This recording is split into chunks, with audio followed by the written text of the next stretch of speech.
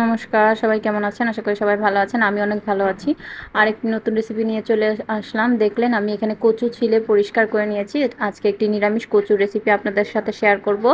যারা কখনো খাননি তারা অবশ্যই বাড়িতে ট্রাই করতে পারেন। খেতে কিন্তু খুব টেস্টি হয়। ছোট দেশি আলু দিয়ে আমি আজকে এটা তৈরি করব।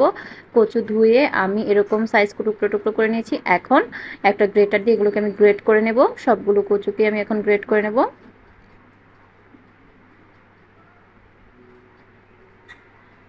আমি গ্রেট করে নিচ্ছি এগুলোকে। এই তো কচুটা কিন্তু আমার গ্রেট করা হয়ে গেছে। এখন কচুটাকে আমি সিদ্ধ করে নেব, এজন্য কড়াই বসিয়ে দিয়েছি। কড়াইয়ের মধ্যে গ্রেট করে রাখা কচুগুলো দিয়ে দেব, দিয়ে এটাকে ঢেকে দেব। এরপর এর মধ্যে দিয়ে দিলাম কিছু কাঁচামরিচ। দেখুন কচুটা থেকে কিন্তু জল উঠে এসেছে, এর মধ্যে জল দেওয়ার কোনো প্রয়োজন নেই। কাঁচামরিচ দিয়ে এটাকে আরও 2 থেকে 3 মিনিট এভাবেই রেখে দেব। রেখে এই তো এখানে আমি একটা ঝুড়ি নিয়ে নিয়েছি। ঝুড়ির মধ্যে জলটা ঝরার জন্য দিয়ে দিয়েছি কচুগুলো। আর এদিকে আমি ছোট দেশি আলু সিদ্ধ করে নিয়েছি, এগুলো ভাজার জন্য দিয়ে দিলাম। এর মধ্যে এখন হলুদ ও লবণ দিয়ে দেব। আমি দিয়ে দিব এখন হলুদের গুঁড়ো, তারপর লবণ,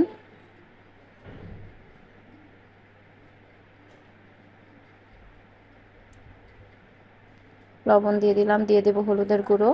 আর সবার কাছে একটা অনুরোধ, যারা আমার ভিডিওটা দেখছেন শুরু থেকে অবশ্যই একটা লাইক দিয়ে দেখাটা কন্টিনিউ করবেন। আর যারা নতুন অবশ্যই চ্যানেলটা সাবস্ক্রাইব করতে ভুলবেন না।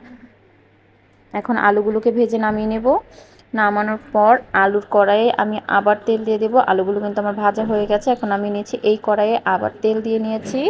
তেলের মধ্যে দিয়ে দেব তেজপাতা, শুকনো মরিচ। এগুলোকে এখন একটু লাল করে ভেজে নেব। এগুলো লাল করে ভাজা হয়ে গেলে তারপর এর মধ্যে দিয়ে দেব জিরে ফোড়ন।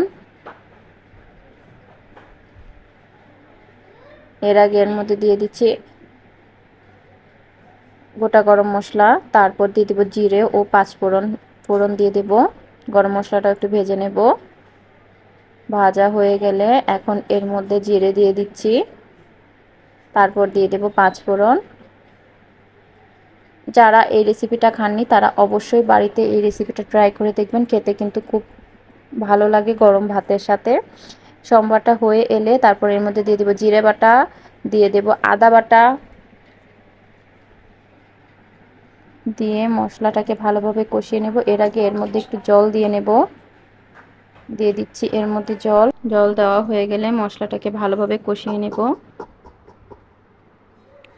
কষানো হয়ে গেলে এরপর বাকি মশলাগুলো দিয়ে দেব। দিয়ে দিচ্ছি হলুদের গুঁড়ো, দিয়ে দিলাম মরিচের গুঁড়ো, তারপর দিয়ে দেব পরিমাণ মতো লবণ।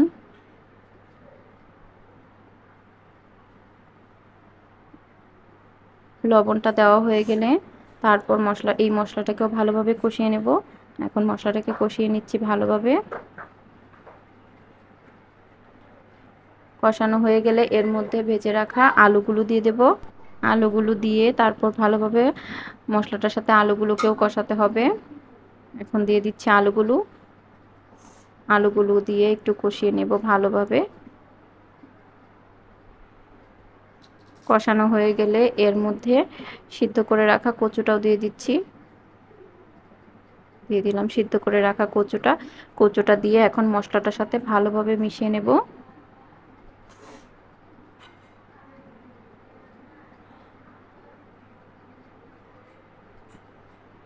মশলাটার সাথে ভালোভাবে মেশানো হয়ে গেলে এটাকে গ্যাসটা মিডিয়ামে রেখেই এভাবে রান্না করতে হবে।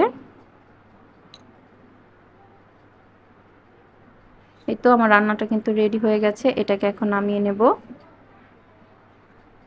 এটাকে এখন একটা বাটিতে নামিয়ে নেব।